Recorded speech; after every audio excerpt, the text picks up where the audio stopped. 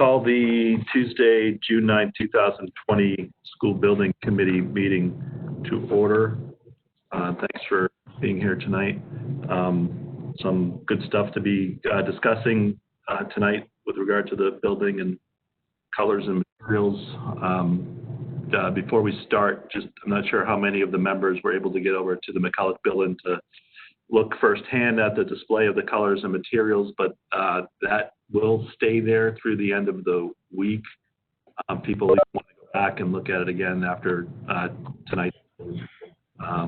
They can do that. If anyone needs to have hours outside of our typical working hours, 8 to 4:30, let me know. That there is a custodian there, I think, every night till 7. We can make those arrangements. Before I get to the approval of the March 31st minutes, I just want to welcome, and I believe I saw him on here, we have a new member. Lisa Jennings was our liaison from the Commission on Disabilities and had recently left the Commission on Disabilities, so the mayor put in the paperwork, and he was sworn in. Frank Burke from the Commission on Disabilities is joining us, which I think is a good addition, and very much appreciate all that Lisa brought to the committee, and obviously hope to still hear from her as we move with the details of this meeting. But a lot of the building that we see, today, and especially those with disabilities in mind, came from, Lisa, so we appreciate that. And with that, I will. Ted, I have a question with regard to that. This is Lisa. What? I have a question regarding the Lisa and Mr. Burke. Yep. So this is Lisa. It's hard to see everybody on this, so I'm not sure what members are here. So first, I just want to say this. I'm just finding out about this change in membership as of late last week and early this week. Mr. Burke, I think you're on here, but I just can't see you in my screen. I just want to preface my comments by saying this in no way reflects on you in any way. I value you especially and respect your service to this town and our nation, frankly. And you are a regular positive impact on our community. So this awesome. My comments don't have anything to do with Mr. Burke. I value his contribution to our community immensely. But my concern is that Ms. Jennings was dismissed from this committee. And I have the mayor's letter. It was sent to me by Lisa for really no reason. It indicates that she resigned from the Commission on Disabilities some time ago, and that her role was relative to that membership, and that in accordance with the provisions of all applicable statutes, charters, bylaws, and agreements, it is my intention to replace you with a current member of the Commission at this time. I thank you for your guidance and support and hope you remain interested and informative. I have checked the regulations with regards to the MSB membership. It is at 963 CMR. And the authority, the school building authority, actually has the ability to approve whatever membership it is. And I think we know that from past experience where we've had 4 other members either leave the district or change their title, so therefore they were no longer a part. But the authority has reminded the chair of this committee that they do have the ability to approve the composition of the school building committee. And so it's my concern that that the authority is going to approve something that this committee was not aware of, nor do I support it. And I'm not sure how many other members. And one of in the regulation, the authority also indicates that it's important to have the continuity of this committee. And as you indicated, Lisa Jennings has been a part of this committee from the start. She has been an incredibly positive and impactful presence on the committee. And there is no part of the regulation that requires there to be a representative from the Commission of Disabilities. It is purely a recommendation by the town on who gets on. So there isn't a requirement that that member actually be a part of the Commission on Disabilities. And further, I have to say I did receive also a letter from Mr. Hank Goldberg, who is the chair of the Commission on Disabilities. He gave me permission to read his letter, if I may, and I believe he did send it to Chair Langell as well as Mayor Headland, indicating that, dear Chair Langell and Mayor Headland, I happen to cross paths with... We're not gonna read the letter. We can share it with the committee. The appointment... Sure. I don't have to read the letter. We can email it out. If I could. Sure. This appointment is no different than every other appointment that and change that's been made to date. The mayor appointed the entire committee at the beginning. One of those positions when he was a member of the Commission on Disabilities. That was something he decided at the very beginning. Everyone that's been replaced or since then has been, again, an appointment by the mayor without a vote of this committee. And so the process is the same. So it's not something before this committee. If you have an issue, and we did see Mr. Goldman's Berg's letter. I haven't had a chance to read it yet.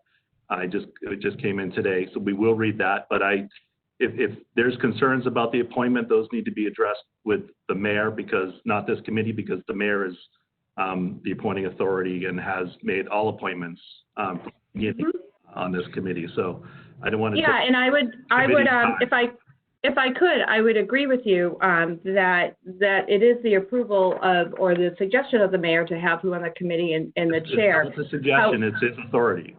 Well, but there is a regulation that indicates that the MSBA can approve it. So I'd like it on the record that I don't approve it, and I'd actually ask for a motion that we retain Lisa Jennings as a member of the school building committee with no further changes to membership. I am not going to entertain that motion. It is the mayor's authority. It's been his appointment from day one. And if you have an issue with it, and again, people can. I don't have a problem with that, but that needs to be taken up with the appointing authority, which is the mayor, not through this committee. So through you, Chair, I'd just like to let you know that I will be notifying the MSBA that I'm not in agreement with the change in membership, that I do think it ruins the continuity of our committee, having someone, the first time someone was just dismissed for no reason, honestly. And to just summarize Hank's letter, he gave his full support to have Lisa Jennings as a representative of the Commission on Disabilities. So I'll be letting them know that. Thank you. And again, it wasn't for no reason. He had a person from the Commission on Disabilities from day one, and this appointment continues that. So, Chair, I'm sorry. Go ahead. No, we're moving on to the minutes. Again, this is. Can I not ask a question? About the appointment. Yes, actually, it is about the appointment. It's about Lisa Jennings. This is Superintendent Jen Curtis-Whipple. Again, I'd like to, anything about the appointment, again, needs to be addressed with the mayor, not through this committee. The mayor is the appointing authority of the school building committee. This committee doesn't make the appointments. So if you have a question or a concern, I would reach. That's fine. I have to be honest with you, I am disappointed that I can't even just ask a simple question in regards to a school building project, but that's okay. Well, you said it was about the appointment, which isn't. Which is in alignment. This is the school building committee, which is in alignment with the building project that we're doing. Do you have a question about the project?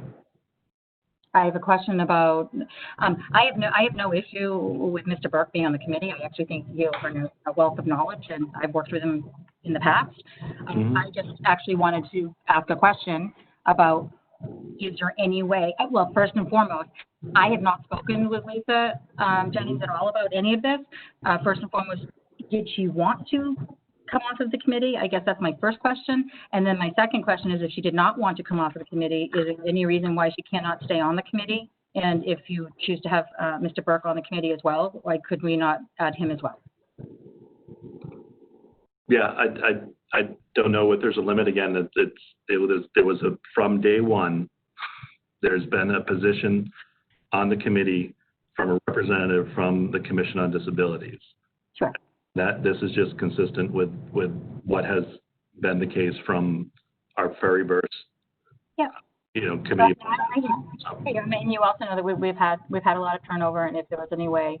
But we've never added to the committee from day one. With that, I don't understand that. moving on to the Ms. Jennings also brings a perspective of having firsthand knowledge of the needs of a child within a school district that may have some sort of different needs and could speak directly to that. But I hear you loud and clear, and we can take this up with Mayor Hedlund. Thank you. Thank you. I appreciate it. Moving to the minutes of March 31st, 2020. Is there a motion?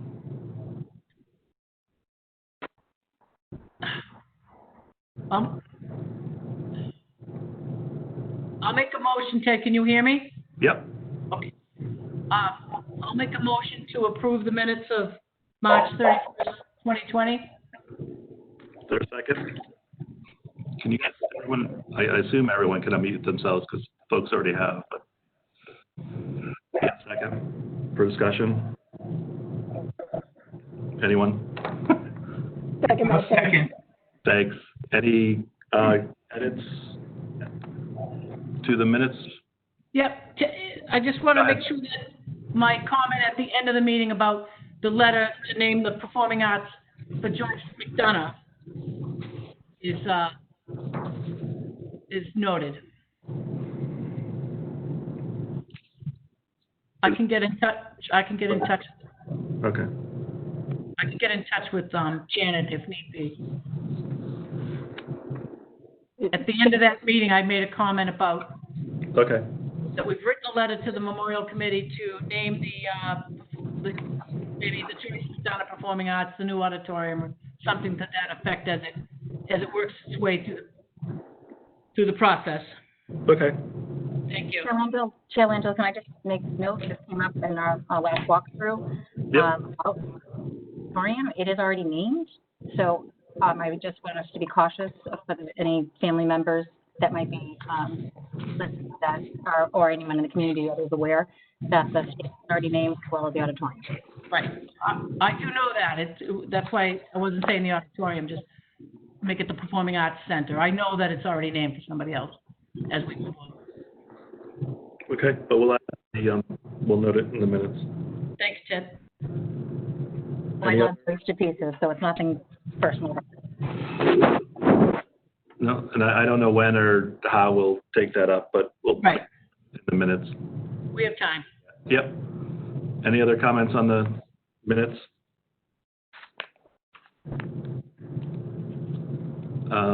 So a motion made and seconded, and I'm just going to go based on who I see across my screen. So just for a vote of yes or no on the minutes. John McLeod? Yes. Kathy Curran? Superintendent? Yes. Lisa? Yes. Who's next? Frank? I wasn't at the meeting, so Yeah, abstained, yep. Matt? Matt, can you hear me? Meehan? Yes. Okay, yes. Brian? Yes. Who else do we have? So may I have a question, or do you want to finish the vote? Do you want to finish the vote? Melanie? On the minutes? And it's Melanie, and yes. Thanks. Tom? You there? Yes. And the chair votes yes. So the minutes are for the March 31st. This is Lisa again. May I ask another question, Chair? Yep. Has Mr. Burke been approved as a member through MSBA yet? I'm not sure if we've gotten the paperwork back yet, but he was sworn in. Again, this is the same that we've done with other previous members. and has a letter been submitted by the mayor and or you to MSBA? Yes. Could that letter be made available to the committee? Yeah, it's the same letter every time. We just take one name off and put another name on. They have a format for it. So it's Yep, I'm just format asking if the letter can be made available to the committee. Yep. Thank you. With that, we're moving on to the presentation, and we're going to start with the schedule update with Hill. Simon, take it away. Ed.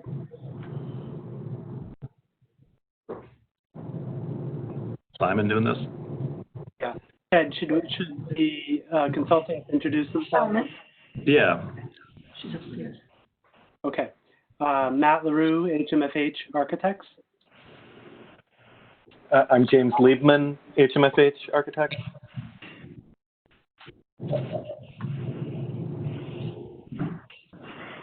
I'm Brendan O'Malley with Bond Brothers Construction. Angel Foley, Carolyn International. I'm Madeline Hale with HMFH Architects. This is Simon Tempest. Can people hear me? Yep. Yes. Okay, so I'll take away the schedule. If you look at the overall project milestone schedule, the latest milestones were the relocation from Chapman and the move out from Chapman, which went, I have to say, compared to other projects I've done, it went extremely well. We appreciate the help of the town, the school department, and everybody. It went seamlessly, and I've never seen a building so stripped bare as this one. It really was a great job. So thank you so much. Another major milestone scheduled is the 90% construction documents, which are in process. We've got them from the architect, which is going through them. So we're ready to hit that milestone of submitting to the MSBA. The documents are with the estimators as we speak, and we have a meeting on Monday with them to go through the 90% estimate. So we're tracking on the schedule. We're right on track, and we're scheduled to hit the date to go to the MSBA. Next slide, please. This is the dashboard for the project. I'm not going to go through everything that we've got here. You can read it for yourselves. But the major things that we achieved this month were getting all the trade contractors pre-qualified, and we also resolved an issue that we had with DESE on the special education spaces. We submitted to the MSBA and to DESE. We some changes with the school department on the comments which they had on the drawing, and they were accepted with no problem. So that will be worked into the plans for the project. And if you look at the budget, we're tracking well on the budget. You look at the cash flow on the right-hand side, we're tracking exactly on the cash flow where we should be. We started on the site. We've made a really good start early on the site. Doesn't mean we're going to finish early, but we're really going gangbusters in the demolition. And I think on the 18th of this month, you'll start seeing the building itself come down. So in terms of schedule, budget, we're doing well. And I'm going to hand over now to Bond. We've asked Brendan O'Malley, who's the project manager from Bond, just to go through what we've been doing so you can see the progress which has been made on the site. So Brendan, I think yours is the next slide. Thanks, Simon. So here's just a recent picture from late last week of what the site is starting to look like, what the boat wing is looking like. But since the last update, we've awarded demolition, abatement, and site enabling scope. The early packages for site work, concrete, structural steel, and elevators are actually out to bid right now, and we'll start seeing those bids coming this week. We've completed the final bid pre-qualification process, so we've narrowed everything down to a good final sub-bid bidder pool. We have mobilized to the site and began site enabling activities. So we started just basically taking the northern half of the site, which encompassed the Voc wing and the gym. And now with the move out complete, we've the entire site just this week. And the abatement and selective demolition have been underway for quite some time now. I think we got the start in early April. So the selective demo has primarily been in the gymnasium and the locker rooms, and abatement primarily has been within the Voc wing.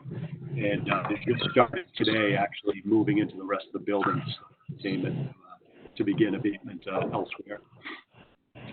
Next slide, Matt, please. And here's a shot of the interior of the gym, what it's looking like now. So just kind of the 30-day look ahead of where we see where we're going. We're going to be starting some enabling site utility work to bring in temp electrical. We're going to be setting up the field office trailers. We've got that scheduled to come in on Friday and get us set up with a more permanent office situation. The abatement phase is going to continue. As I mentioned, we're kind of moving into the rest of the building. The Voc wing is essentially complete. There's a couple of spaces that we're just continuing to work on, but we're almost there. And as Simon mentioned, we're looking to begin the structural demo later this month. We're also in the midst of the 90% cost estimate reconciliation. Oh, sorry, the 90% cost estimate. We'll be working on that later this week, moving into reconciliation next week. And we're looking to award the site work, the concrete, the structural steel, and the elevator in the coming weeks. That's it. All right, Simon, back to you. Yeah, this is just the project timeline, which shows you that we're tracking. This is the timeline that we've shown you all along. We're tracking right on target.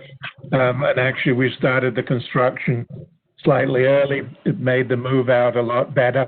But the end date will remain the same. But we're doing well. We're staying on the timeline.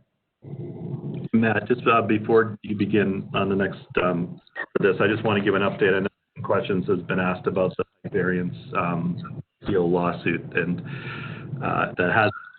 I just not making a separate presentation tonight, just to let folks know and give a little background. Back in mid-December, the Zoning Board of Appeals did grant a height variance to the project. A couple weeks later, that was appealed through the land court by an abutter, Mr. Daly. We did meet with Mr. Daly, as we did with all the abutters in January, to go over it. It was a very good and productive meeting. However, the appeal and lawsuit persisted, and since mid-January, we've been negotiating a settlement. There were, I'll admit, some differences of opinion on whether to settle or fight, but given the potential, even as small or large as it was, of delaying the project, we decided to work toward a settlement, and on April 14th, settlement with Mr. Daly was signed.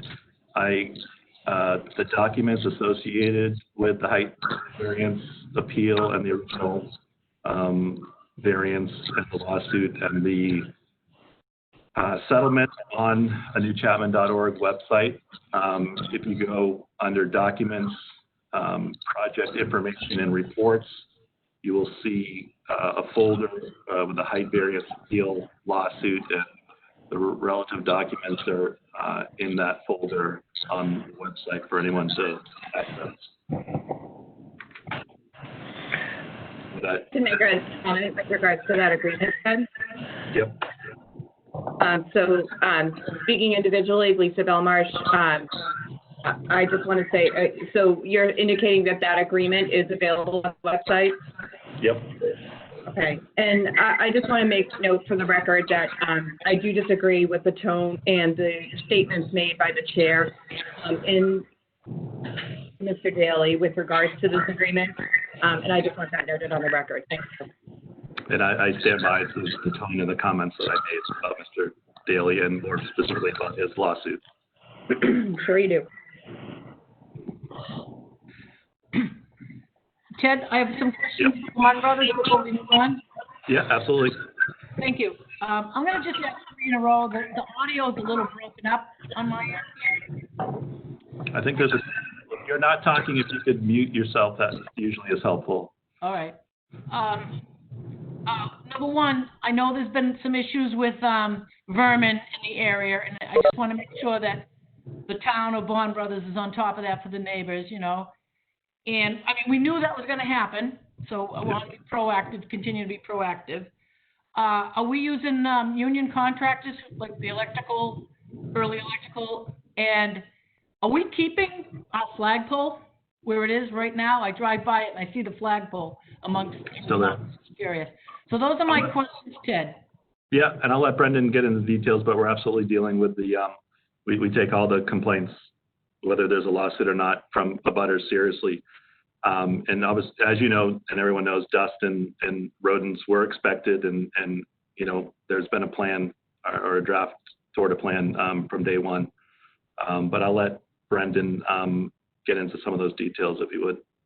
Yep, absolutely. So we retain the services of Bono Pest Control, and they set up, it's kind of a 3-phase setup where they originally just set up, I think it was every 30 feet, set up bait traps around the perimeter of the site fence in the northern portion. Then when we wrecked the site fence for the remainder of the fence, they did the same around the perimeter.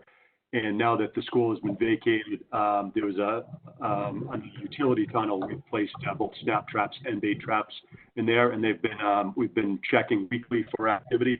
There, we have seen a fair amount of mouse activity. We haven't seen a lot of larger rodents in the traps, but we did receive some complaints, and we had Bono inspect a number of properties with owner's permission to kind of see some of the activities there.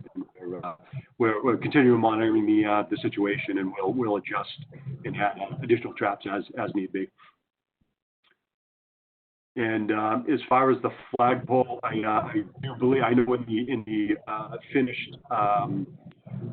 finished design, there is a new flagpole that's called for. So we will, I'm not exactly sure when in the schedule we'd be removing that, but it does call for removal during construction. And I'm sorry, I've forgotten what the third question was. Who's got are we using union contractors? Oh, yes. So the only contractors we have on board so far are Costello Dismantling, which are signatory to both laborers and operators, and in Quigley, Ernest Quigley and Sons for site enabling site work, and they also are signatory with laborers and operators. So Bond Brothers is signatory with laborers and carpenters. So anything that any subcontractors that we hire have to be signatory to those trades. The file sub-bid process, there is not a union requirement, so our hands are kind of tied there. But everybody on site today has been union. Okay, I just saw the temporary lighting in the gym. I didn't know who was doing the electrical. Yeah, so we hired Coastal Electric to do some enabling electrical work, and they are signatory to 103. Excellent. Thank you, Brendan. No problem. Thanks, Brendan. Matt, are you up next? James? We are. Okay. So tonight we're going to talk about colors and materials. And just as a reminder, or for those who weren't here at the earlier meeting in January, we introduced the color and material ideas at that point for your initial feedback. So tonight we're coming back to you to show you how we've responded and to finalize or firm up the color approach and material approach, which is not the same thing as saying that this is the final color selection. That will come during construction after we've received the submittals for many of the materials. At that point, when we know what products we have, we will again look at all the colors and come to you and present the final selections. And it may mean that we have to adjust some of the approaches that we are showing you tonight because, for instance, we may not get the same ceramic tile that we're using to base some of these color matches on. So just be aware that what we're showing you tonight is not the end of it, and to some degree, it's not in control to say that you may have to make some adjustments. Hopefully, some people are able to get over to the McCulloch Center to see the physical setup because that's a really helpful way to see the materials that we're talking about in person. The boards and material boards that are set up over there are all represented in the slideshow here tonight. So there's nothing that you wouldn't have seen except that there's samples of the auditorium chairs of different options over there. And that's really a great thing to go and look at, sit in, and form an opinion about. And we'll get to that later on in the presentation tonight. That, as Ted said, that setup will remain there for the rest of the week. So if you haven't been able to go see it, I encourage you to do that. We also sent out a document that outlined how we are approaching color and material design for this project. It's kind of a lengthy document, and that's why we asked for it to be sent out ahead of time. If you've had time to read it, it may help guide some of the things we're going to talk about. But this slide here is just a very brief summary of the main approach to color materials. And that is to say that, first and foremost, this is a school building, and so that's always in our mind when we're thinking about what the building is going to look like, both from an educational standpoint and how the building is going to be maintained and used over the years. It's also a very large building with 1,500 students in it, and color is one of the important ways that we can help break that scale down and orient people within the building and create identity for spaces. And then also we're thinking that this is a building that's going to be used by the whole range of people in the Weymouth community. And so it's important that it's a building that appeals to everybody within that spectrum of users. The building is hopefully designed to express what is a pretty strong emphasis on science and technology in the curriculum, as well as the arts. And so we've looked at how the materials and how the colors can kind of symbolize those and signify a place where that's the type of learning that's going to go on. And then lastly, we're thinking of themes that will reflect the unique place that Weymouth has and its history over time. So that's really an ongoing conversation, and there's opportunities for us to develop some graphics in parts of the building that will help reflect that. We've already talked about using the image of Maria Weston Chapman in the custom perforations on the main entry sunscreen. And there are other opportunities like that we'll be talking about. But at this point, I want to turn it over to James. He's going to talk about the exteriors of the building. Hi. So this is a view, a more developed view of that you've seen before from the primary bus loop, looking up at the towards the entry. Speaking to materials and color, again, a lot of this you've seen before, but this is much further developed. You see the light buff brick, which is the bulk of the building. Much of the building is this brick color, highlighted with the metal of the sunscreens and windows. This all sits on the darker brick base, which brings the mass of the building to the ground. To the left of the image, you see the metal volumes, primarily the three art classrooms, and you've seen these before. There's been a lot of talk of their color, and we're looking at some new ways of representing that here with a metallic paint. So it'll change as light reflects on it from different angles. It's a corrugated metal, vertically oriented, and you can see that in the image, with occasional varied corrugation. So the corrugations of the metal are actually spaced further apart for areas, and that highlights and helps to break up the mass of the volumes. You'll see that theme repeat itself in other materials inside. You also see that same metal on the fly tower behind the three art classrooms, and then a zinc metal around the roof edge and the canopy edge, which takes on a certain prominence as it extends over the main walkway. Go to the next image. Great. So this is from the Shard Street loop, looking again basically to where we were standing in the last image. Again, you can see the light buff brick.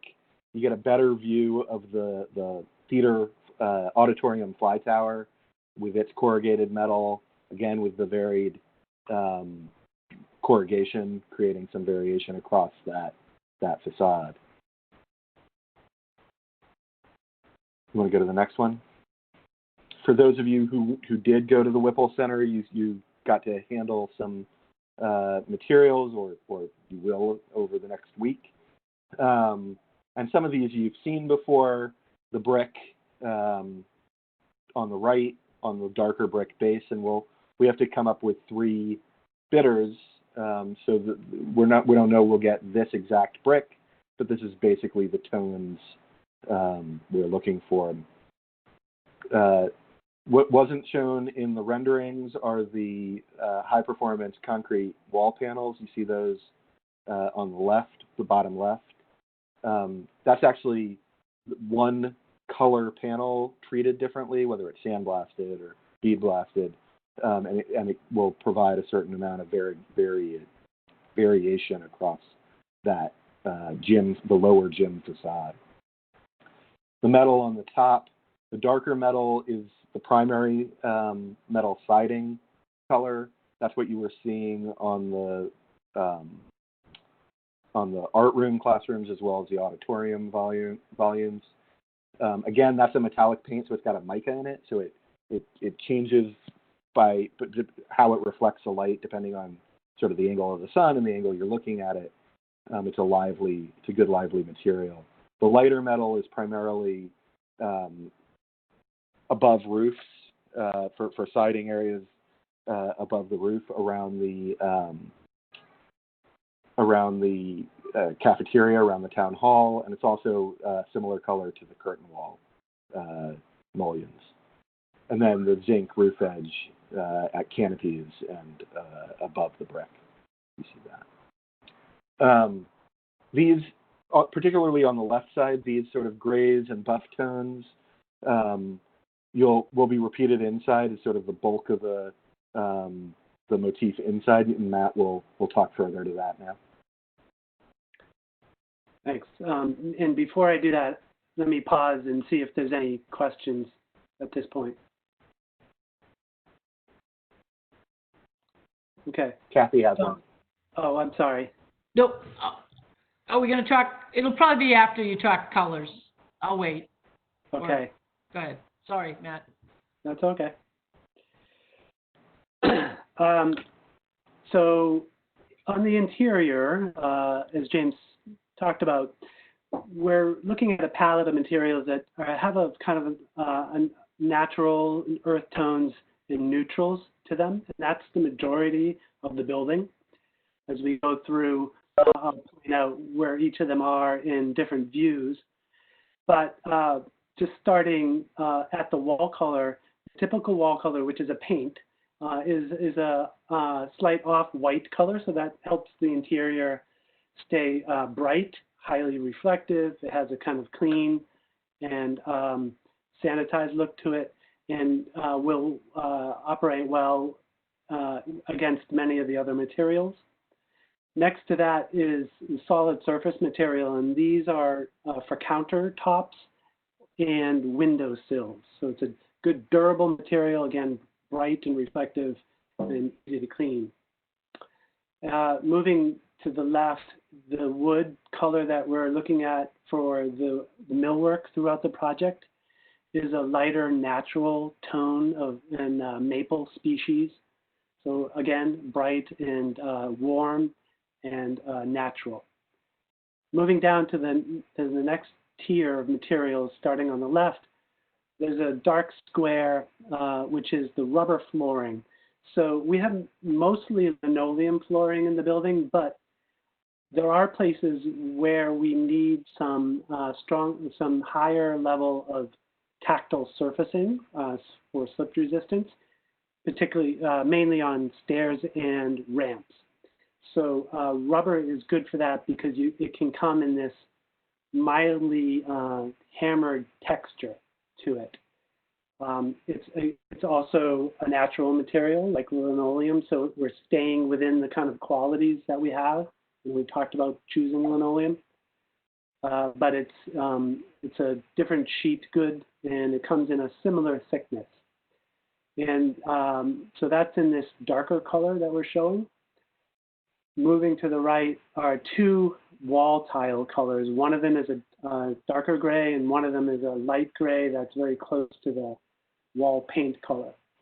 The majority of the wall tile will be the lighter gray, and in certain locations, we will accent it with dark gray.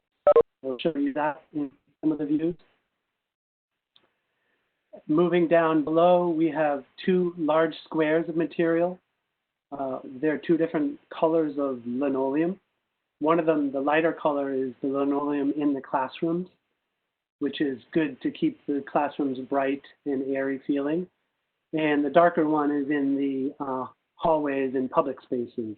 With the slightly darker color, it takes a little bit more abuse and won't show the dirt as much, which is appropriate for those spaces. It also will work well with the concrete floor color. As you recall, we have a polished stained concrete floor on the first floor of the building in public areas, mainly the town square and the lobby, which is to be stained in a grayish concrete color with a slight sandiness to it. That's our intention right now. And so we're looking at linoleum, which will play off of that very well. This linoleum has a bit of a swirl texture and hints of other color within it, grays and other colors. So it has that kind of variation that the concrete floor will as well.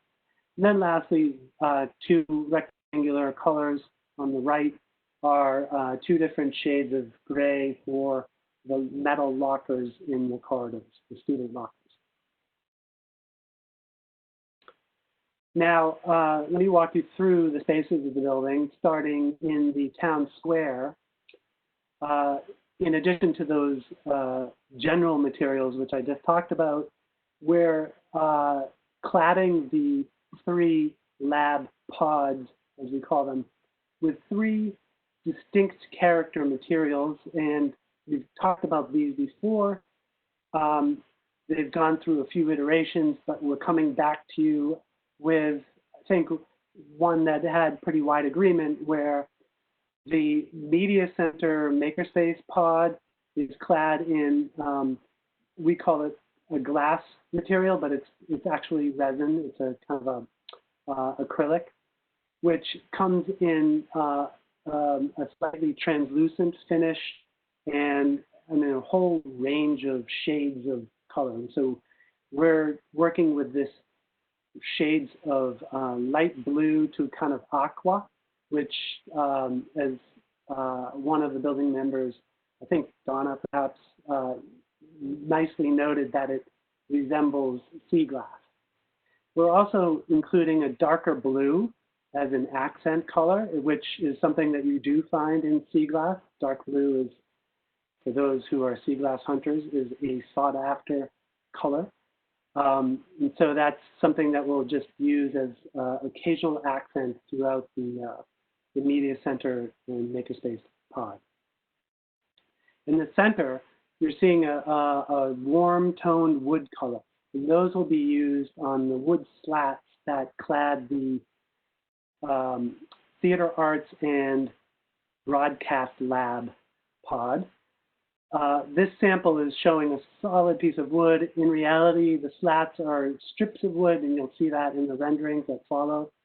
But this is to give you a sense of the species, which is likely to be maple, and the color, which is stained to be this kind of warm golden hue.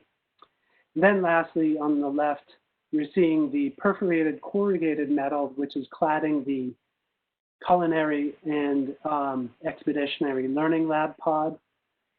The idea here is, like the other two materials, which have a naturalistic tone to them, the metal would be also giving this kind of raw feeling to it. Excuse me, 1 second. Sorry for that. This is a steel corrugated metal, which is perforated because we're using this to act as a sound absorbent surface. In the same way we are with the wood slats, there'll be a sound absorbing material behind this that lets sound through and absorbs it. So that'll help keep the sound level in the cafeteria down. So this is perforated, and we're showing it as a finish that resembles a rusted or weathered steel, or Corten steel, if anybody is familiar with that, as a metal that naturally rusts to a point and then forms a protective surface in the outdoors. However, this is not actually rust. The image that you're seeing is from a sample that we can show you, which is 2 stages of powder coat paint. One stage gives it a kind of base color, which you're seeing come through in some places, the darker brown. And then the second coat, a sputter coat, which has a lighter color, which helps to make it resemble the Corten or weathered steel. So the 3 of these as a trio are meant to give character to each of the labs and have a presence in that town square space, which you can see in the following renderings. This view is taken from the corner down by the 8th grade wing, just next to the culinary lab, looking at the wood slats of the theater arts and broadcast lab in the middle ground, and then in the background you're seeing the media center makerspace pod. And again, these woods, the wood material on the theater arts is wood slats with gaps between the slats of wood with acoustic absorbing material behind it, painted black so that it doesn't show up. And you're seeing the kind of window configuration that lets some connection between the theater art space and the town square area happen. Those will have operable window shades to darken the room when it's needed. You're also seeing here a developed version of the ceiling of the town square, the cafeteria, which we introduced last time as a triangular cloud panels. And this has been developed a little bit, specifically in the size and the shape of the triangle, which conforms to the rest of the geometry of the building. So it all kind of ties it together. And you're seeing some of the light fixtures applied to it. There's a mixture of light fixtures which are in the gaps between panels and take on these kind of bent shapes. And then light fixtures which hang a few feet down from the ceiling plane. These are linear and in one direction across the ceiling. So between those two, they'll be providing ample illumination for the use of the cafeteria. In this view, you're also seeing the column covers, which are perforated metal, and the guardrails of bridges and stairways on the upper level, which are perforated metal, all things that we've shown you previously. I have a question about the tiles on the roof, but I can wait and hold until afterwards if, on the ceiling rather. Do you want me to wait? Why don't I get through this rendering and the next one, and then I'll come back to you. Right. Thank you. So this is a view taken from the second level, the bridge between the 8th grade and the Performing Arts Wing, looking out over the town square and seeing to the left the culinary lab and the expeditionary lab above it, clad in the corrugated perforated metal. And the entrance to the culinary lab is called out with this wood doorway surround, and that's a feature that we're using elsewhere in the town square to signify entrances to these labs. And on the right side, again, you're seeing the wood-clad theater art space. You can see some of the stairs coming down, landing at the higher level, and then stepping down as a concrete floor steps down to the main level of the cafeteria. Lastly, a view looking straight at the media center, clad in the resin panels in the variety of colors that we showed you in the sample panel. Just to the left is the wood-clad performing the theater arts lab. You're seeing spaces beyond where light comes through. This is the lower cafeteria space that goes, that has a egress door out. It has a tall wall of windows. And then on the right side, you're seeing beyond to where the main lobby in the glass that lets light in on that side. So why don't I come back to you, Lisa, and your comments. Sure. So I do love the presentation so far in terms of what you're showing for the colors and the openness and the light. I did have a question to follow up from previous meetings, and it reminded me when you showed the pictures with regards to the ceiling tiles, because I want to make sure that it's clear in my head, and I've talked with a couple of committee members who are unsure as well. The original ceiling tiles were not the triangular tiles, correct? Correct. And from my understanding, I thought in the last meeting that we had decided that we weren't going with the more expensive ones, but maybe I misunderstood. So are we going with triangular ceiling tiles? It's kind of an in-between. So at the last meeting, we talked about what we had originally, and then a new design of triangular panels. We found out that the type of panels that we're using were quite expensive. So we found an option that the material of the panel is much more cost effective. So that's what we're going with now. It's based on a product called Tectum, which has been around for decades and used in schools because of its durability and sound absorption.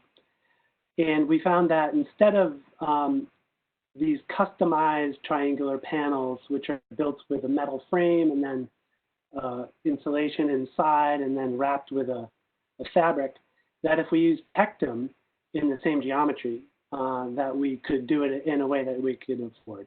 And so that's where we are today. Right, but I guess I just want to back up.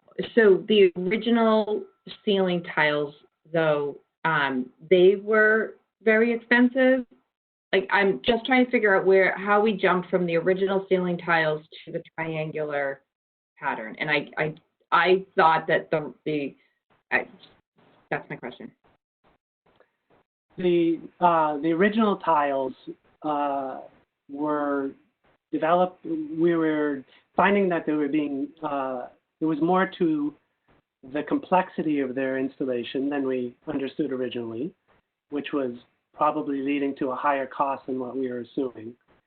But also in the space, the scale of them and the gaps between them was making the interior of the town square feel very busy, and also making it difficult to deal with how the ceiling meets the curvilinear forms of the three pods and the different edges of the space.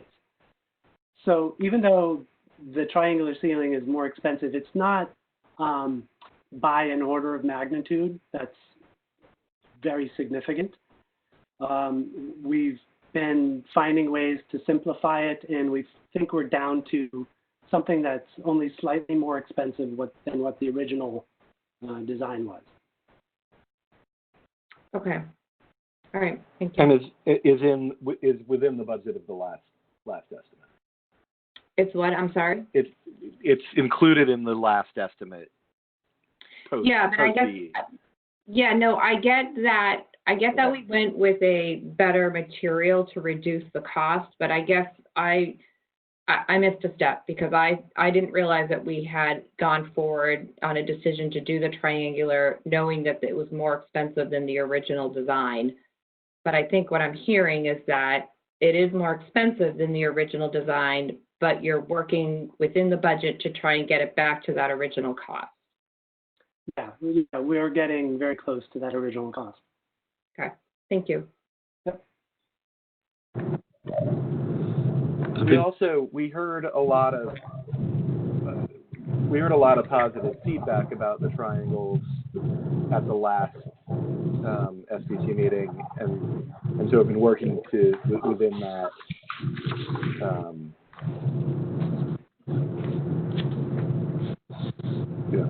Hoping to keep it based on what we were hearing from the community. Any other comments on the town square before the next one I believe are corridors, so before we move, take it piece by piece here. Any more questions from the committee on the town square? I just want a question to Kathy. Go ahead. Yeah, I'm a little off on the sequencing of the tiles, but I think I might have said it last time.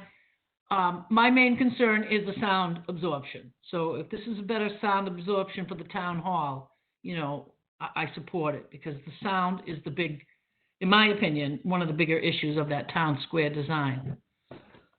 Thanks. Thanks. Any other committee members? And you have to unmute yourself if you would. Yeah, I had a couple things I wanted to mention and ask if I could. And just, it's Tom, but if you, No, just sorry. Yep. So first of all, I think it looks great and really impressed with the changes that you've made overall, and particularly like what you've done with the pods. I'll throw in a couple of opinions about the one thing with the metal pod. Can you do that without the oxidated look to it and keep that color though, that overall color? Is that possible? Or is it? If we did the oxidated look, I'm not sure we would keep the color. We would have to think about that. Can you just go back to that slide, Matt? Yeah. Because it is like that picture right there. Sorry, go ahead. The picture that shows I'm looking at my notes here. That picture right there that shows the entryway to the culinary lab there, that overall color to me looks fantastic, but the close-up picture that shows the actual perforations in the corrugated steel and stuff, I'm not sure how attractive the rusty look looks to me. So, good from afar, maybe not so much close-up kind of thing. So that's just my 2 cents on that. Yep. The other question I had is, there you go. Overall, I love it. The other question I had is there's a lot of different textures going on in that room now, and in that space, I should say. And I'm wondering, could we save money on the columns by going with just a simple solid approach to the columns, since we have texture on the ceiling and texture on all the pods, 3 different textures, and even different textures in the floor and the furniture and things like that. Is that a place where we could save money to make us feel better about the ceiling cost? I don't see that whether it's perforated or solid, that is really going to save any significant money. What we were after here was making the columns feel lighter. We're afraid that they'll get very heavy if they're solid.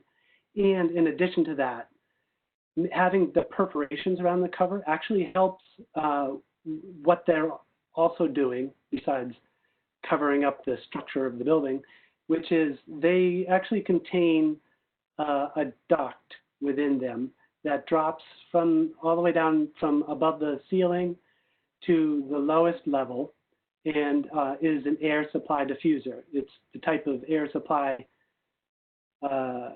method that we're using throughout the school for the displacement ventilation, where you introduce the air low into a space through a perforated grill. So actually these column covers are acting as big diffusers for the space, and they're delivering air instead of only around the perimeter and not serving the middle of the space very well. We're able to get air into that center of the space. Was that originally part of the design for those columns? I'm not sure how much we've highlighted that with you, but it's been in our design for a while. Okay, I guess I don't remember seeing that, but now hearing that, it sounds fantastic. So thank you. Any other committee members on the town square? And you have to unmute yourself if you have a comment. Very good. I do appreciate HMFH, what you've done with the feedback. We've come a long way, let's say. And I really do appreciate the response to the feedback from the committee. So far, it does look great. And I appreciate the effort that you've made to get here. Now, let's go from the town square into the classroom wings. And this is, again, following up on presentation from last time, where we were proposing the color identity for each neighborhood. And then we define a neighborhood as one floor of a wing. So there's 6 neighborhoods overall, 3 grades. Each grade has 2 neighborhoods. And going back to the size of the school, that this is an important tool available to use to help students orient themselves and remember where they are, where their classroom are, where their community is in a signification of their community. But we did hear that there was a reaction to the color palette last time, which we think we've addressed by coming up with a system that uses ranges of, for one wing, blues, different hues of blue, from light to lavender or violet. And then I'll go through these on the other 2 wings, but you're seeing the 6th grade wing here with those colors, with a slightly lighter palette on the 1st floor neighborhood and a slightly darker one on the second floor neighborhood.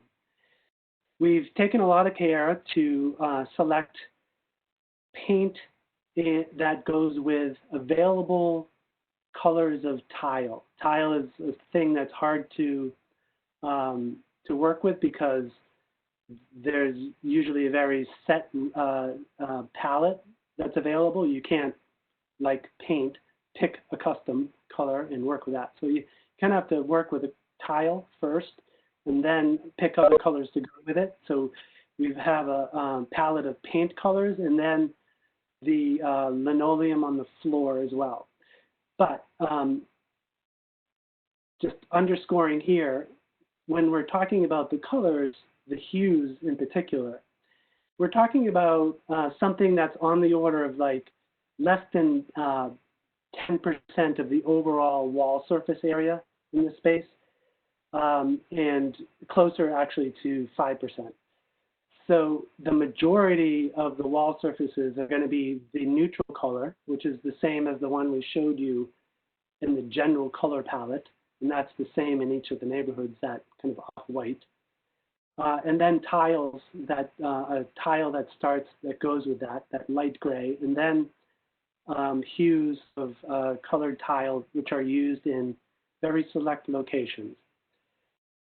The color accent, this paint color here, is the one that goes around the core of the space. That's that triangular wall around the middle. And then the three narrower strips of color happen within classrooms. And the idea is that we'd use the mix of these three within the whole neighborhood. So a third of the classrooms would be this color, a third of the classrooms would have that, and a third with this. But again, within the classroom, it's, it's less than 5% of the wall area. We're accenting the corridor wall. The other walls are this off-white color. The ceiling is white, and then the floor is the lighter gray linoleum color, as you see here. In the corridor, it's the darker gray linoleum that we showed you in the beginning. And then the three tile colors along with the neutral tile are mixed in at the entrances to each classroom with a full height tile on the wall that separates the two classroom doors. Again, this is to help signify where the classrooms are as you look down the hallway, where your classroom is located in this fairly large school. The same thing applies with the second floor. This is the accent color along the core. These are inside the classrooms. A third of each classroom, a third of all the classrooms get the accent color on this corridor wall. This corridor wall also has woodwork in it and a large area of tack surface in a neutral color. So it's a color that's meant to work together with those other tones, the wood and the tack surface color. And then you can see the range of tiles used for that neighborhood. And then moving to the 7th grade, which has the first floor and second floor neighborhood. On the first floor, it's this kind of range of greens from this grayish all the way to a dark. And then on the second floor, a range of yellows from the kind of light and gray all the way up to kind of a sunflower and school bus yellow color. And the same thing applies. It's the typical wall color and the typical floor color in most of the area. The accent around the core space on the interior, and then the accents in the mix of the classrooms. The tile color, again, at the entrances to the classrooms. And then moving towards the 8th grade wing, in the first floor, this range of kind of burnt ochre to orange, and on the second floor, a range of lighter reds to darker reds, signifying classroom entries, the core, and the interior wall of the classroom. You will notice that there's a accent color for the linoleum, which you haven't seen, and the next slide will show that. in each of the classroom wings, there are the neighborhood collaborative areas, one on the second floor and one on the first floor. The first floor collaborative area has a double height space, which is the presenter zone. It's where students can use this wall to present projects that they've been working on and share it with their classmates and practice what it is to show and display something that you've created. We're using this double height wall where we're going to put some sound absorption as a spot to include some identifying graphics. And this is an opportunity to work with themes in the locality of Weymouth or its history. We're showing, an old map of Weymouth on this wall, which can be printed onto the sound absorbing acoustic material on the upper part of the wall. And there could be many themes, but basically we have the ability to take a custom image and print it onto that. So that's like a conversation that we would like to have with the committee as we move forward later to pick potential themes, one for each neighborhood to differentiate them and also to kind of fold into, a kind of educational tool for the neighborhood. One for each grade. Right, for each grade, yeah. There will be one for each grade. The two neighborhoods are connected in this space, and so this kind of is a symbol for both of those neighborhoods. On the floor of the hallways, again, we have the darker color of linoleum, the concrete base of the stairs, which is stepped, so you can additional seating area, but also so you don't bump your head walking under the stairs, is stained in that similar dark gray or lighter gray color, I should say. But then we're including one area of color accent in the linoleum as a way to signify each of the three grades. In this particular case, it's the yellow-green range neighborhood, but this is typical for each of the three. I think, before I move on to the next spaces, are there any comments, questions about the classroom? Again, members just need to unmute themselves and feel free to ask. Go ahead, Kath. Hey, Matt, have you ever seen the movie Mr. Blanding Builds His Dream House with Cary Grant? Talking about the colors. You gotta watch it. You gotta watch it. When the wife's being so specific about her colors, and he goes red, blue, and green, But I get it. All the colors. We watched the virtual graduation at the high school, and when they go through the high school, it's very simple. It's tiles. The building from the 70s is held up. I'm old school. I'm not a middle school person, so the neighborhoods and the colors that represent it. I think Matt's spoken about it, Matt Meehan, that it's a good thing for the kids. But the yellow, green, gold neighborhood, 7th grade, those colors are still a little unpalatable to me. I'd like to see more golds maybe in the yellow side, but that's minor at this point. And you said, as we go forward, but, like you have listened to us and worked with the color schemes, but still those yellow, green, gold neighborhood. I think okay. One thing to keep in mind as you look at any building, but the high school is a good example, is when you have a predominant color as the accent color, or in the case of the high school, I think it's two, pretty much, the maroon and gold. It all hinges upon the success of somebody's response to that particular color. So what we try to do, and we're very sensitive to, is the palette of colors, which overcomes any one particular response that an individual might have. And so you're not reacting to a building that's this particular yellow or this particular red, but the juxtaposition of different hues together soften each other and soften the effects that any one color would have on you, or overtake the another color. So I hope that's kind of a good example. Anyone else? Hi, it's Matt Meehan from Navigate Adams and Chapman. I think you guys did a great job. And just to reiterate, middle schools are the primary access to learning is through teaming.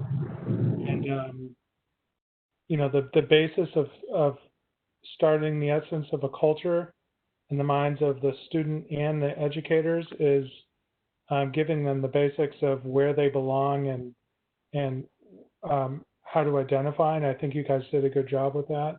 As the colors evolve, I think that the committee will choose what's best for the school and everything else, but I do like the diversity of colors that are represented here.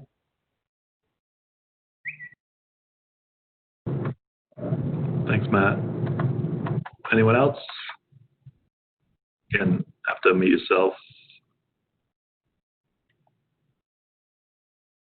Very good. Matt. Okay. Now, just as a way of wrapping up everything and keeping it all in your head as a single idea, we're just going to revisit the two spaces that we've already shown you. The larger communal spaces, which are the gym and the auditorium. This is a view which you've seen before, at least a version of it. We've added some people to it to make it feel more scaled, but we haven't really changed anything in terms of the color approach to the gym. It's still the idea that we'd use the pull-out bleachers to have an opportunity for an accent color that reflects the town-wide school colors, as well as on the floor as part of the court lining, and then on the wall using super graphics to represent school-wide symbols and emblems. And these are placeholders, but we'll come back to you with what those specific graphics will be when we do the final interiors presentation and selection during construction. And a slightly updated view of the auditorium with some sense of what the lighting will be like, but again with the mix of fabrics on the seats in that range from golds to reds, working on the darker color of the red being predominant in the darker golds, and then the woods on the wall. You're also seeing on the sidewall sound absorptive panels, which are covered with a durable fabric, and so that fabric is selected to work with all of that together. James, did you want to add anything about these spaces? No, no, I think you covered it. Okay, so I'm going to let you talk about the seats and the selection of the product of the seats for the auditorium. Well, as Matt talked about, and I think Ted talked about, if you do go to the Whipple Center, or those of you who've already been, you'll see there's 4 sample seats. We really want your input on these. It's important. It's a little bit tricky to really feel the comfort and quality of a theater seat. You want to sit in it for 40 minutes, but there's 4 of them, and you're not, no one's gonna do that. So as much as you can to get a feel for what these chairs are like to sit in. It's a big selection. There's about 820 of these fixed auditorium chairs, and so it's a big selection. You're not picking a chair. That's something to keep in mind. Because of the public bid process, we have to put 3 in. But the more information you can give us about what you do like and what you don't like about these chairs, the more we can use that to help hone the spec and help select a chair that's going to be liked for a long time. Don't look at the fabrics. The fabrics are whatever the seat companies had on hand. And don't look at the colors. It's about the material of the back, whether it's a plastic laminate versus a real wood back, the material of the arms, how it feels when you sit in it, how the seat rises and falls. Some of them have a gravity-driven seat. Some of them have a spring-driven seat. These things, as you look at them and as you sit in them and as you feel them, if they speak to you, either positively or negatively, it'd be really helpful to know that. We do have a questionnaire. There's copies of it, a pile of them there, and an envelope to put your responses in. So anybody who hasn't gone to look at these, it'd be really great if you did, and I'll be picking up your responses next week. That said, if there's anyone who did go and had a strong response to anything, wanted to talk about anything, this would be a great time to hear about it. I have a couple of questions, actually.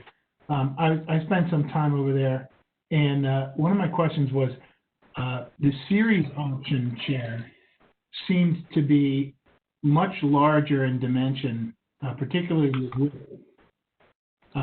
than the other options. And is that something?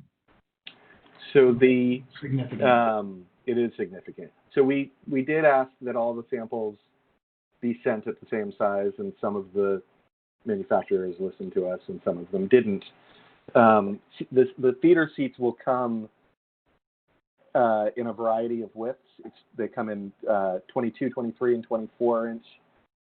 Is that right, Madeline? Do I have that right, or is it 20, 21, 22? It's 20, 21, 22.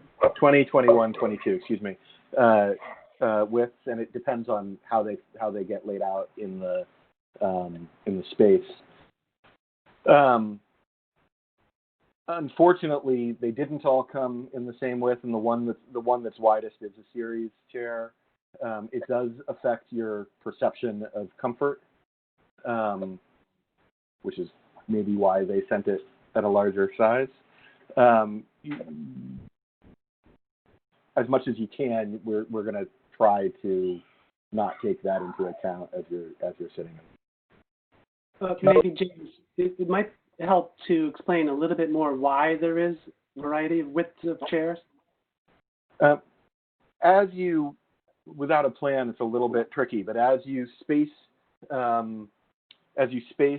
chairs along a row, there's a couple of things you want to try to do. One is you want to try to stagger the chair behind, in the next row back. You want to stagger it to the two in front of you, so that you're always looking between two heads as you look out. You also want to keep a fairly straight aisle row. So where the seats come to the end, you want that to run fairly straight. And so you need a certain amount of adjustability to make. You need a certain amount of adjustability. Can you still hear me? Oh yes, yep. Good. You need a certain amount of adjustability to make all of those things happen and keep sight lines to the stage. So the other. Sorry, go ahead. No, it's just to say that try to disregard the difference in the widths as you're contemplating the 4 different samples. It's not easy, but as much as you can. Yeah, I was trying to take my 6'3", 240-ish frame and try and imagine I was a 7th grader in those chairs, and it was a little hard to do, as you can imagine. So I would just say that for anybody that's planning on going, that hasn't gone yet, try and consider who's going to be mostly sitting in those chairs. The other thing that I had a question about that, or maybe you can inform me a little bit more on, is there was one particular chair style, the Ducharme, that had the back was wood, and the actual solid material sat up about maybe 3/4 or an inch above the fabric cushion of the seat, and I wonder if anybody has. Can you go to the next slide? I wonder if anybody has any experience with whether or not the fabric wears better when the solid backing of the chair sits up higher than the fabric itself. Because the other three, the fabric's right there, and in particular the series option, there's a lot of sort of sharp angles to the fabric, which just to me kind of looked like it was more prone to faster wear on the corners and the edges. But I don't know what anybody has to say about that. Madeline, do you have any? Yeah, I think those are. Yeah, I do. I think those are good observations, and I think that these are all high quality chairs. So I'm not so concerned about them wearing. And as we move through the design process, and as we make the final selection during the bid process, there will be some opportunities to incorporate some of these thoughts. If it's too angular, each manufacturer seems to have a certain amount of capability to adjust some of these things a little bit. So those are great comments, and if you could include them on the evaluation that we gave you, that we will, we'll take that into consideration moving forward. The wood coming up over beyond the back of the chair is just, that manufacturer's way to, that's their solution to how to upholster it. And I think that seems to protect the back a little bit. And all of these chairs, I will also add, have a warranty with them that will ensure some longevity. And we will be, we plan to purchase attic stock or extra parts and pieces if for some reason something gets extra wear, but I'm not terribly concerned about that, but those are good points that we can address moving forward. Thank you. Can you guys speak to the, I guess the durability from a vandalism point of view? I think back to my grammar school days, and wood just like screamed out right on me. So just interested in that versus the composites in today's technology world and of materials.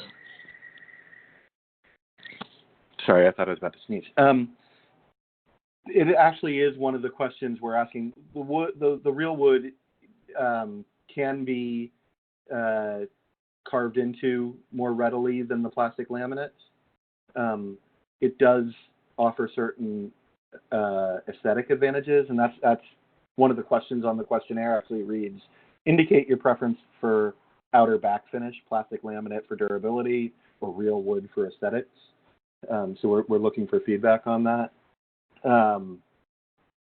The fabric itself, obviously, we will be specifying a high durability fabric, but if someone tries to damage it, it will be damaged.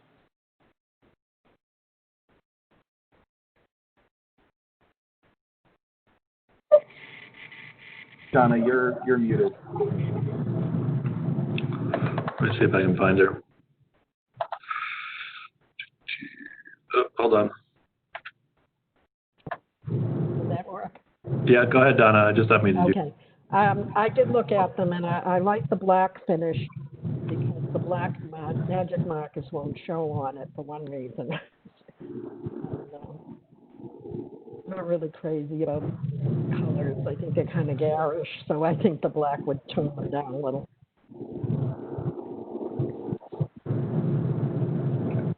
And you put that in your question, in your Yes, I did. I wrote it on the evaluating sheet. Fantastic. Thank you.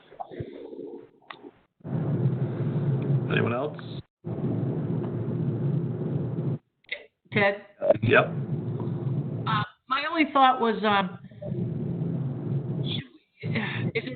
valid to have 7th graders or 8th graders sit in it? Because like Tom said, we're evaluating comfort. I know the public's going to be using it, but we're getting feedback from some of the kids to see how they sit in it, younger kids. And my thought also was if we could get some of the custodians from the high school, they're going to be, if they had any thoughts about durability and cleaning.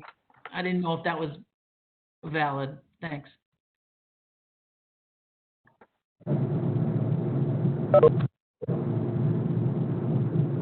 Anyone else?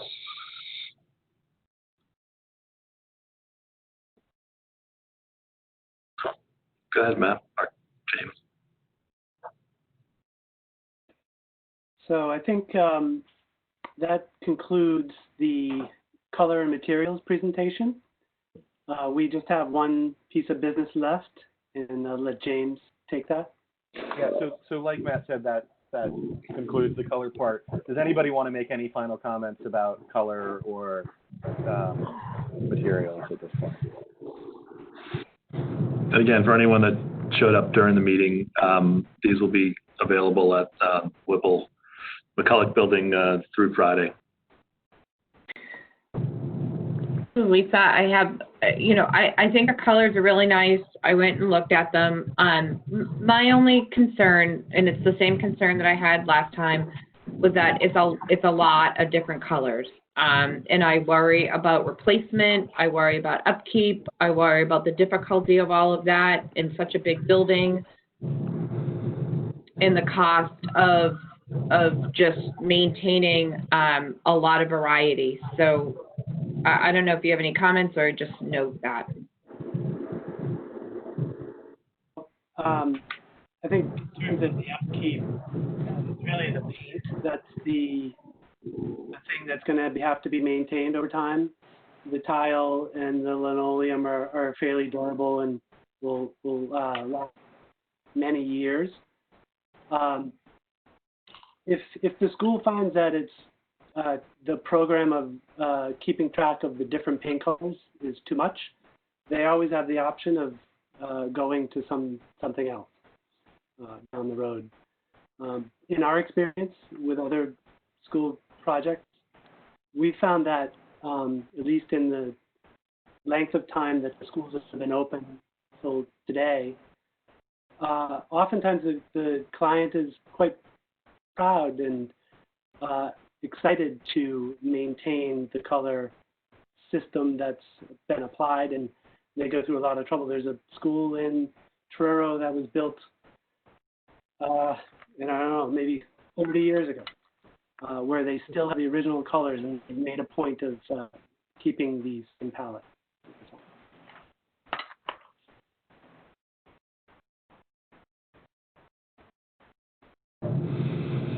Okay. Yep, go ahead. If nobody has anything else on color, we've got one other order of business and two parts to it. We need to vote on proprietary spec items. There are two proprietary spec items that we're putting forward tonight for vote.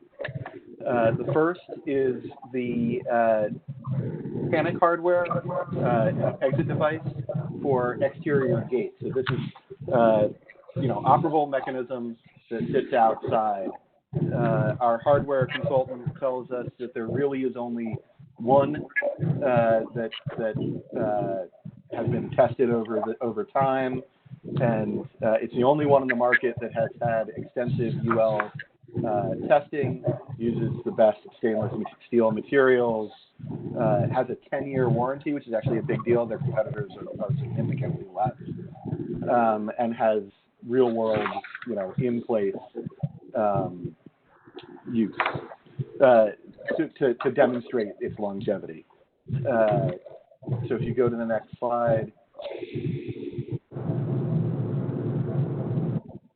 This is the vote language, and before someone may make a motion, does anybody have any questions about that item? I do, James.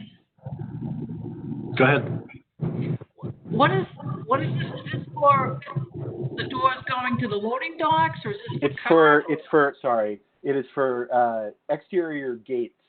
So there are a couple of locations where there's sort of gates within fence lines around the Van Loop play area.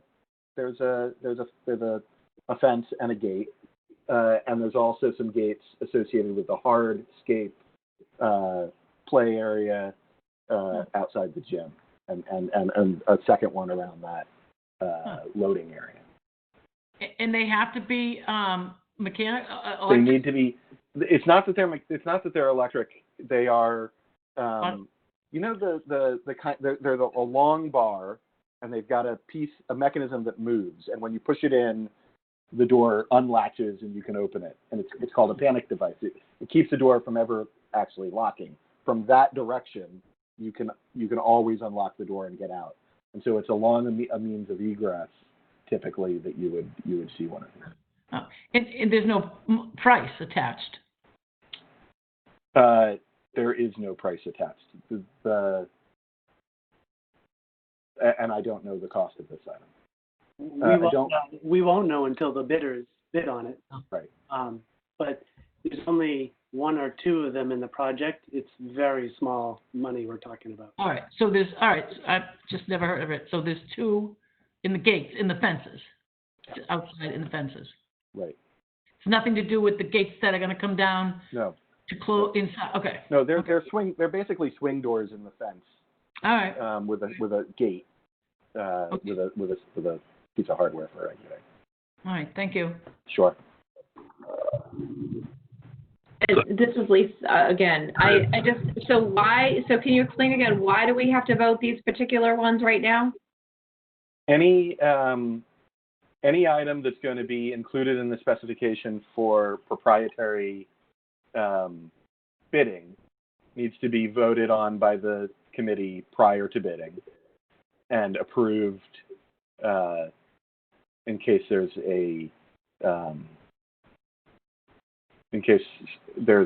what's the word, Matt? Sorry.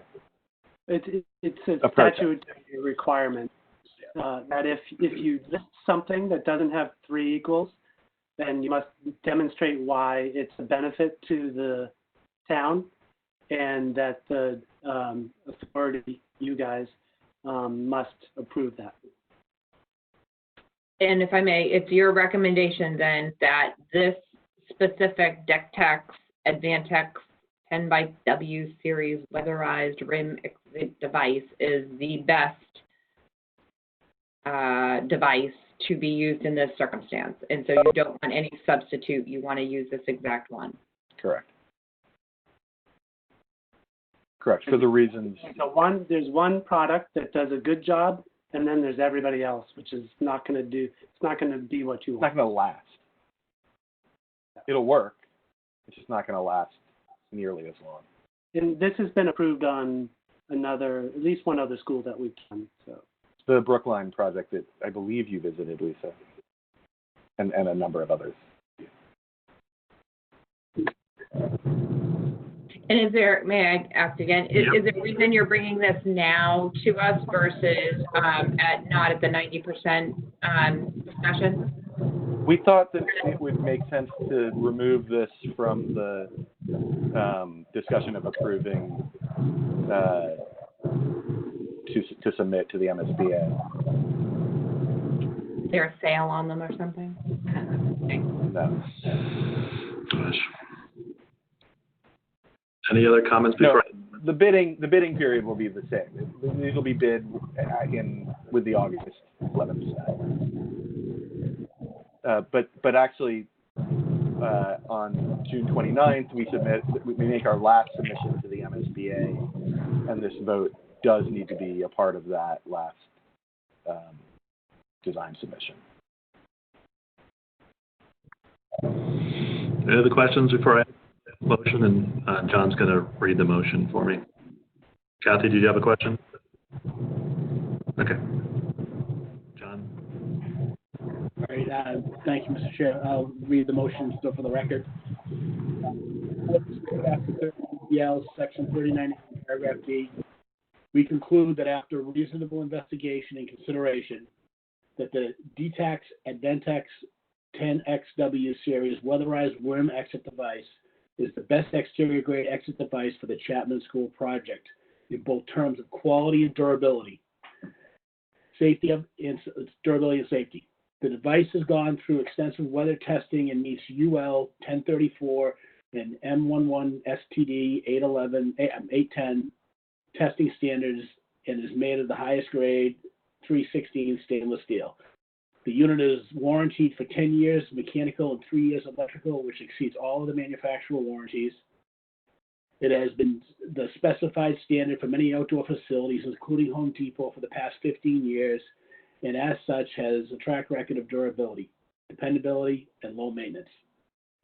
Based on these facts, we believe that it is in the best interest of the town of Weymouth to write a proprietary specification for the DTEX Adventex exterior gate exit device. Is there a second? Second. I second. Thank you. I'm just going to read through the last name just for a vote. Again, you have to, if you would, unmute yourself, just as I wrote them, people coming in.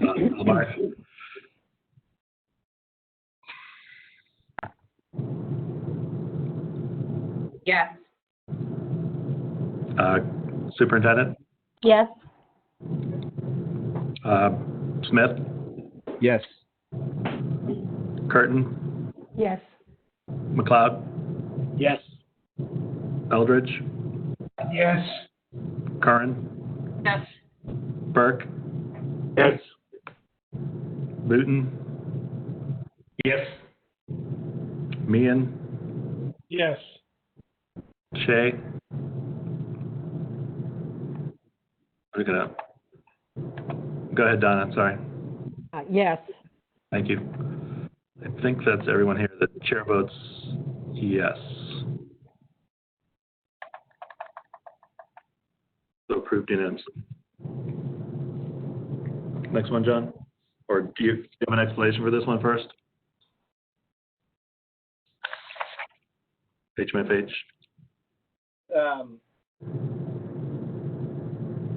Matt, can you go forward one slide? So the second item for a vote for proprietary spec is the access control system. This is the system for the card readers. The district standard is the Aurora Keyspan access control system, and the district has requested that this be proprietary spec. It's used district-wide, and to maintain school district-wide standards for access control system, all the cards will be the same and they'll work in multiple buildings.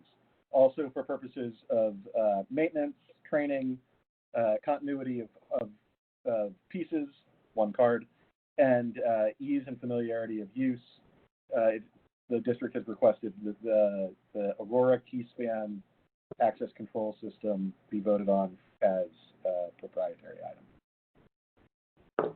Again, the next slide is vote language, and if anybody has any questions, we try to answer them.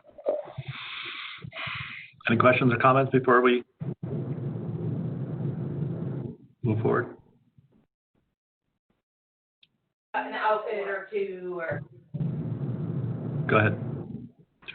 All right, Mr. Chair, I'll make a motion that in accordance with Chapter 30B MGL, Section 39M, Paragraph B, we conclude that after reasonable investigation and consideration that the Keyspan Aurora Access Control System is the optimal access control system for the Chapman School project.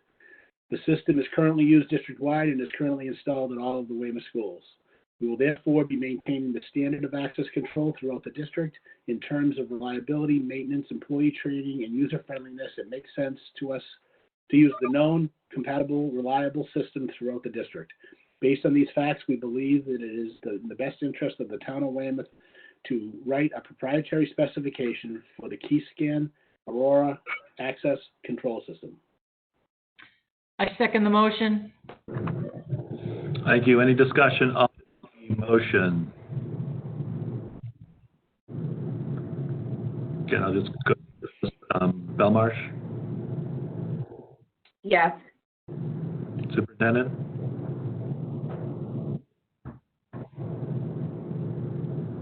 Did she leave? I don't think she heard. It didn't really come through as superintendent. Sorry, super. Yeah. Oh, yes. I thought you said Bennett. Sorry. Yeah. Curtis Whipple, yes, thank you. Smith? Yes. Curtin? Yes. McLeod? Yes. Eldridge? Yes. Curran? Yes. Burke? Yes.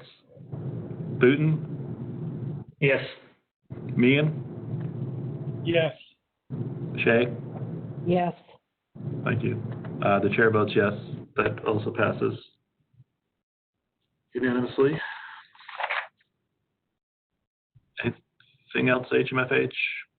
No, that concludes our presentation for tonight. We've gotten a lot of good feedback. Appreciate it. Great. No, I appreciate it. That's some good progress, and appreciate the effort. Now, last item on the agenda is public comment or any other comments from the committee, but any comments from the public? Just unmute yourself or... I had a question. Go ahead, just... Sure. You need my name for the record. Carrie Yep. Foster, 16 Keating Circle. I just had a question about what is at the Whipple Center and who is encouraged or who is permitted to participate in evaluating materials or chairs. Is it just the committee? It was set up for the committee ahead of tonight. I don't have a problem with other folks going to look at it. It will be there all week. The building itself, though, isn't to the public. Yeah, so it's a little tricky, but if people reach out, I guess I'll say, and maybe we'll post something about it if people reach out and want to go look at it. We can make those arrangements throughout the rest of the week. Yeah, and I'm going to try to. I can reach out to you. I'm going to try to get there. The multicolored chairs in the auditorium I'm struggling with, but I can fill out a form if that's permissible.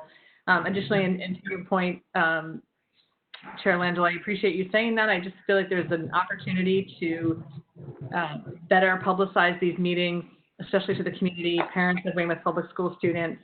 And if there are opportunities like this where I feel like we're really getting into some very intense decision making, and I would just really encourage the committee to reach out to parents of Weymouth Public School students who will be using this building, especially to encourage participation. Thank you for letting me comment. Thank you. Anyone else?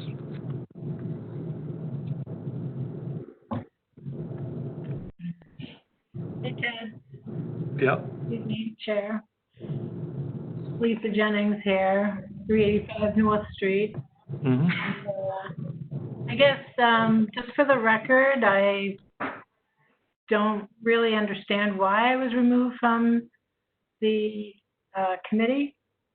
The explanation that was given is rather vague, I believe, the letter. I'll take that up with the mayor, as earlier indicated.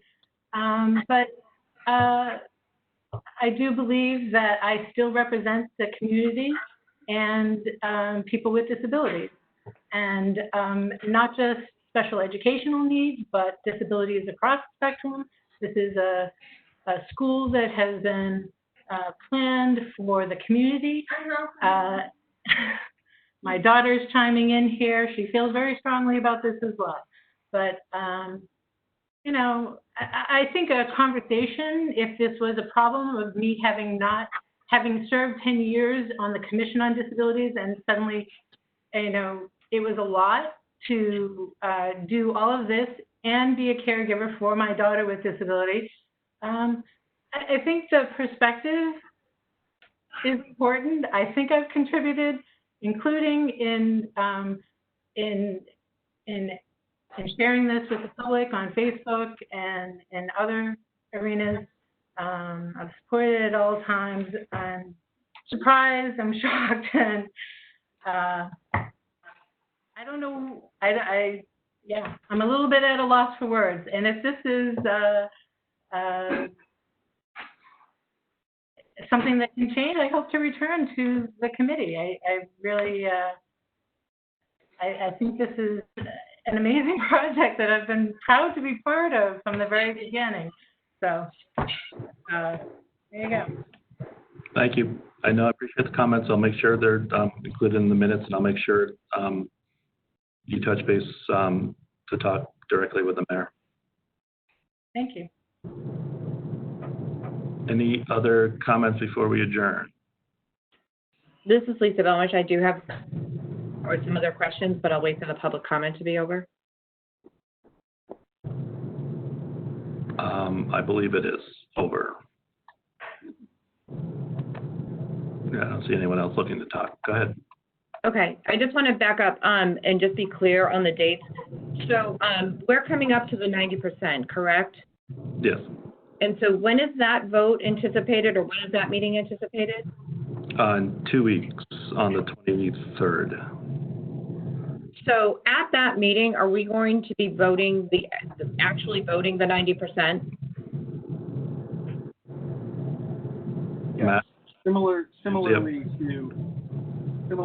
to the 60% for design development, we're voting probably cost estimates will come in. There may be some BE items. You'll be voting for any BE items to get back to budget if we need that, and then you'll be voting to approve the submittal to the MSBA. So, so is there going to be value engineering between now and then?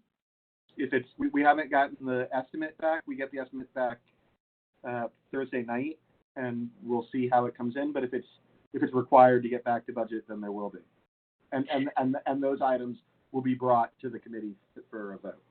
Yeah, because I guess to Carrie's point, and also the ceiling issues that we are having early in the meeting, my concern is something is missing in terms of the communication between what happens at value engineering, what happens outside these meetings, and then I know there's OAC meetings every week, and then what actually happens at these meetings.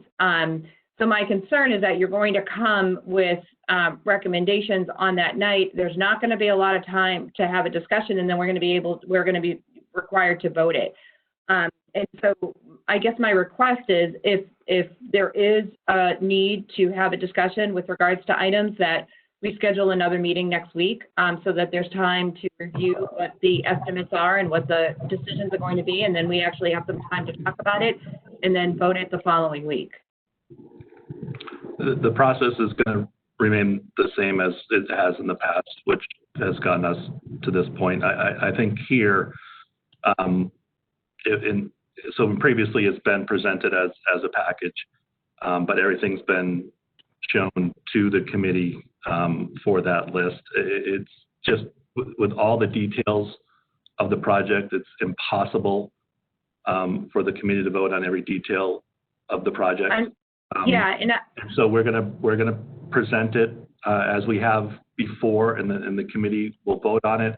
If the committee doesn't feel comfortable voting on it that night and wants to have more time to look it over, so be it. I mean, we have deadlines that we have to meet as well, but all of that information is presented to the committee, and as soon as we can get it out to the committee, we will, as we have. Again, it's very quick moving, a lot of information, and it's everyone's doing the best they can to get that information out there, and for these decisions to be made on against the deadlines that are before us. Yeah, and if I may, I don't doubt that at all, and I understand the timelines and the needs to get everything through. So I guess what I'm hearing is that when is our actual 90% vote due to MSBA? The MSBA submission is due on the 29th, and we just need to have a certified vote prior to that. We do need time to, after the vote, to full approve the items into the documents. Right. So it doesn't really give us a lot of time after that meeting to have another meeting, if there were questions. So would we be notified on Thursday if there are items that need to be discussed at the 23rd? Again, the process isn't going to be, this is sort of the end here. We're at 90%. The process isn't going to be any different than the other thresholds we've met, including the last 60%. Yeah, and I think at this point too, it's like there's going to be fewer and fewer of these details, if you will, to list, for the committee to consider. So I actually think, at the 90%,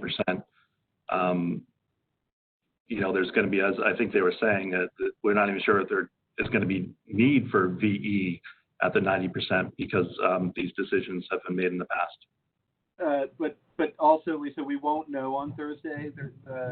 The process, we'll get an estimate on Thursday evening. There'll be a day to review it for accuracy. On Monday, there'll be a full day meeting with the two estimators to reconcile. That gives us a few days. If we do need to be, that gives us a few days to figure out what the items are palatable and what they cost. The process is actually pretty tight up until that 23rd meeting. That's fine. If I'm the only member that feels that way, I just feel that we're getting down to the nit and gritty. I get it that there's not a lot of details to go over, but it's hard to know that what exactly we're going to be asked to look at and make a comment on the same night that we have to vote it and then get it to MSBA. Just looking for a little bit more of an opportunity to have that discussion where we're coming into the finality of the project. That's all.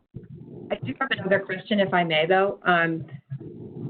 I was reading through the OAC notes as well about the insurance and whether insurance, we voted to get our own insurance company and have our own insurance. Has that been resolved yet? Yes. John, do you want to go? Sure. We reached out to Maya and so when we say insurance, it's only the builder's risk portion. So we reached out to Maya, put them on notice. We actually can't get a policy prior to 30 days for demolition/foundation. We're going to push it as hard as we can to get it as early as possible. What I tasked Maya with was that we have to go uncovered. So I'm sorry, you broke up, John? What I tasked Maya with was that no matter what the situation was, that we never go uncovered as a town. So we will always have the safety net of having insurance no matter what. So looking at the timeline, the best case scenario of like building demolition or what we're going to building demolition/foundation, first possibility would be after July. So we just got the quote back from the Hartford, who is the underwriter for Maya, and we can present that at probably the 23rd meeting officially. I'm just vetting it to make sure that they had some questions about the gymnasium structure being left there, and I think that is driving the cost up a little bit, and I don't think that they quite grasped the concept of the gymnasium space. So we're still talking with Meyer about that. I think they think it's still not just 4 walls and a roof. I think they're thinking more of it as a building, and that is driving the cost of the builder's risk up a little bit. So Marsha Conley and I have been talking with them this week, and I anticipate that cost coming down a little bit before we make a decision, and we can't have that insurance until after July 1st anyway. So that's Okay, thank you. Yep. Anything else? That's all I got. Okay. Anyone else have any comments before we adjourn? I will entertain a motion to adjourn. I'll make a motion to adjourn. Second. Motion made and second to adjourn. I will do a roll call. Belmarsh? Yes. Superintendent? Yes. Smith? Yes. Curtin? Yes. McLeod? Yes. Eldridge? Yes. Kerman? Yes. Burke? Yes. Luton? Yes. Meehan? Yes. Shea? Yes.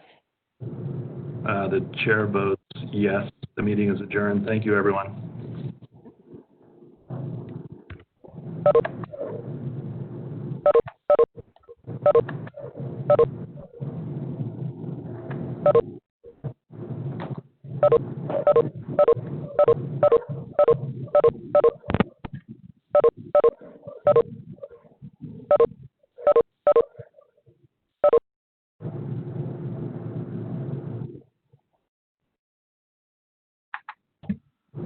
Ted?